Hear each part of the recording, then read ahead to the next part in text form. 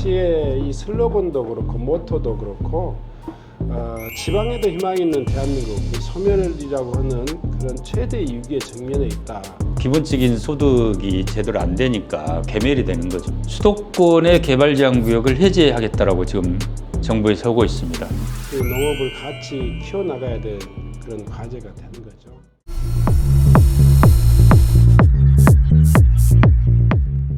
농어촌 기본소득 지원에 관한 특별법을 대표 발의하려고 준비 중이시라고 하시던데 어떻게 좀 진행되고 있나요?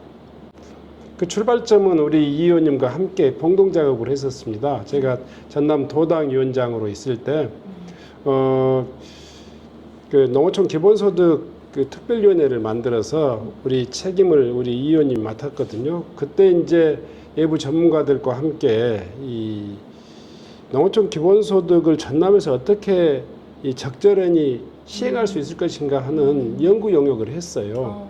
그래서 전남도에도 제안을 하고, 우리 농어촌이 지금 여러 측면에서 위기가 있지만 이걸 해결하는 방법 중에 기본소득을 통해 가지고 농어촌의 정주 환경들을 좀 더 강화하고 주민들의 어떤 그 생활을 좀 지원하는 그런 제도를 만들어 보자.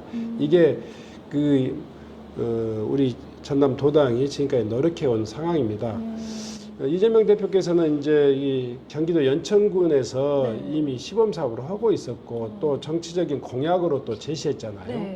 그래서 우리 민주당의 공약이면서 우리가 함께 연구했던 이 농어촌 기본소득을 전남에서 선도적으로 한 개 시군을 관통하는 그런 제도로서 한번 설계해보자 하는 게 지금까지 이 의원님하고 같이 노력해왔던 내용입니다. 근데 문제는 이걸 하려면은 심의를 통과를 해야 되는데 현 정권은 기본 말만 나오면은 무조건 안 되는 걸로. 그래서 이제 저희가 우리 신정원 위원장님께 지원 근거를 부탁을 드린 거고 흔쾌히 또 지금 대표 발의를 준비를 하고 계시는 거죠. 법안을 만들고 이 법안을 당론으로 채택해서 이 국회를 통과시키는 이 절차를 좀 신속하게 해내겠습니다. 대개 이제 농어촌 소멸 지수가 좀 높고 그리고 인구가 조금 더 적은 지역, 그러니까 예산 부담이 과중하지 않는지 그 시군을 중심으로 해서 지금 손을 들고 있는데요. 그런 어떤 그 의지를 밝혀서 전남도하고 일선 시군이 서로 힘을 모으면 최소한 내년부터는 기본소득에 대한 좀 출발점이 생기지 않을 것인가, 이런 기대도 좀 해봅니다. 그 기본소득에 대한 여러 이제 주장들이 좀 있습니다. 근데 이제 저희들은 농어촌 기본소득이 필요하다라고 이렇게 이야기를 했던 것은 농업 문제를 단순히 농업만의 문제로 이렇게 풀어서는 좀 한계가 있다. 그래서 이제 농민들 중에 일부는 농민 기본소득을 주장하시는 분들이 있어요. 근데 우리는 농민만 줘가지고 이 지역의 문제가 해결될 문제가 아니다. 그러니까 이 지역에 함께 거주하고 있는 모든 주민에게 지급이 될 수 있는 그런 기본소득이 되었을 때 지역의 회생이 훨씬 더 빠르고 또 농업 문제도 또 해결이 될 것이다. 사실 제도시의 그 엄청난 SOC 투자 비용은 사실 국민 모든 사람들에게 골고루 혜택을 주는 건 아니잖아요. 특정 지역에 사는 사람들에게 혜택을 주면서 국가재정을 많이 사용하잖아요.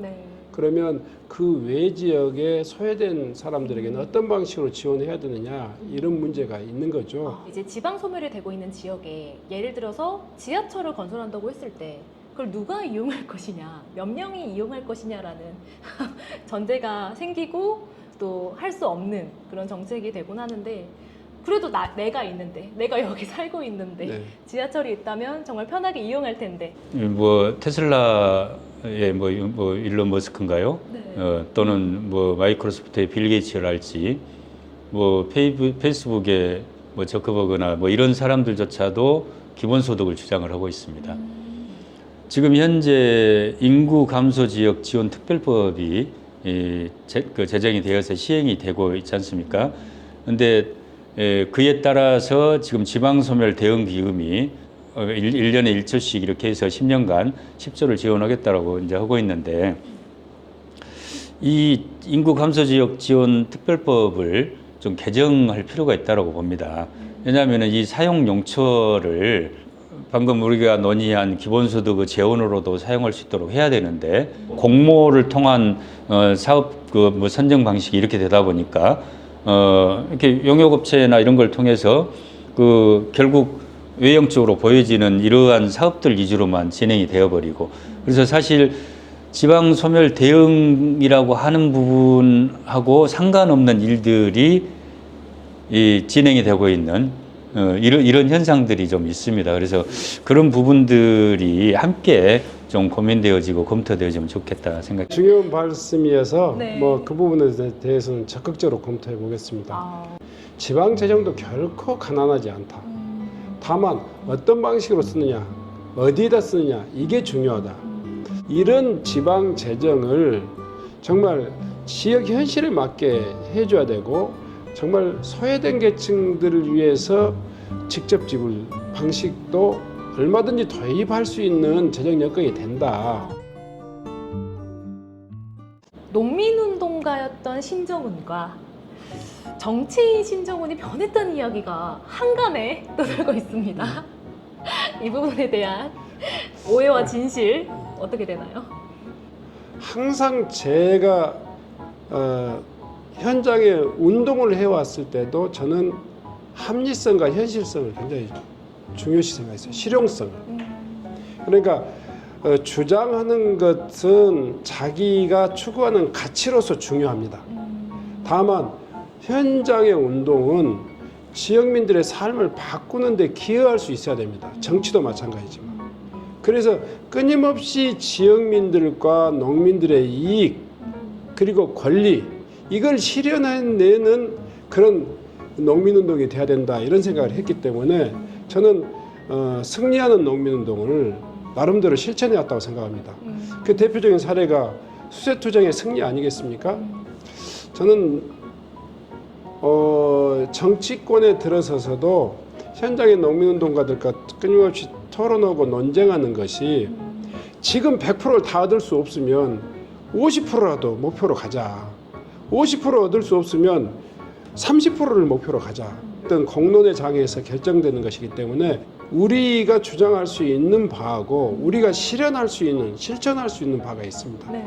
그래서 저는 끊임없이 실현 가능성을 보고 농민들, 현장의 농민들에게 어떤 이익이 되겠는가, 또 현장의 국민들에게 어떤 도움이 되겠는가, 이걸 가지고 생각하고 있기 때문에 많이 현장에서 고생하시는 동지들은 신정훈이 과거에는 머리띠 메고 싸울 때는 굉장히 좀 투철했는데 너무 타협적이 된 거 아니냐, 이렇게 이야기하시는데, 제 마음은 30년 전에 그 출발 당시에 농촌 삶을 시작했던 그 당시에 그 마음을 너무 절박하니 절절하니 간직하고 있다. 그런 지점에서 우리 지역 주민들이나 농민 현장에서 고생하시는 동지들이 좀 이해해 주시고 또 좀 믿어주셨으면 좋겠다. 두 분 다 농민운동가, 정치인 두 역할 모두 하고 계시고 공감하는 지점들이 굉장히 많으실 것 같아요. 아마 우리 만난 그 첫 만남이 87년도 정도 될 거예요. 그렇죠. 그러니까 횟수로 보면 38년 됐습니다. 와. 38년 동안 그 첫 번째 만남 과정에서의 어떤 서로의 어떤 그 약속이랄까, 또 의리를 지키고 있다고 생각합니다. 어떻게 만나셨어요? 그러니까 수세투쟁으로 만난 거죠. 농민들의 문제를 해결하는 데 있어서 저는 나주에서 시작했고, 형님은 담양에서 그 전부터, 오래전부터 이미 시작해 있었고, 와. 제가 찾아가서 형님에게 또 이 농촌 상황을 이야기 들었고, 같이 의기투합해서 수세 거부 운동이라고 하는 그 투쟁을 시작해서 대한민국 농민운동사에서 굉장히 초창기에 중요한 과제였습니다. 그 문제를 함께 해결했는데요. 제가 이 바라본 이규현 의원님 역시 끊임없이 농촌과 지방에 대한 그런 어떤 그 사명감과 책임감 그리고 그런 소명의식이 여전하다 하는 측면에서 늘 존경하고 감사하게 생각합니다. 그럼 우리 두 분 의원님께 꿈꾸는 인생의 마지막 목표가 있으신지 궁금하시더라고요. 아니, 갑자기 인생의 마지막 목표니까 굉장히 좀 너무 근데 네. 살아온 것이 그랬는지 모르지만 나는 처음이나 지금이나 역시 마찬가지로 목표가 똑같은 것 같아요. 뭐예요? 함께 잘 사는 세상, 사람의 가치가 존중받고 구현되는 그런 세상. 뭐 정치라고 하는 것은 저의 잠시의 수단이고 워실 뿐입니다.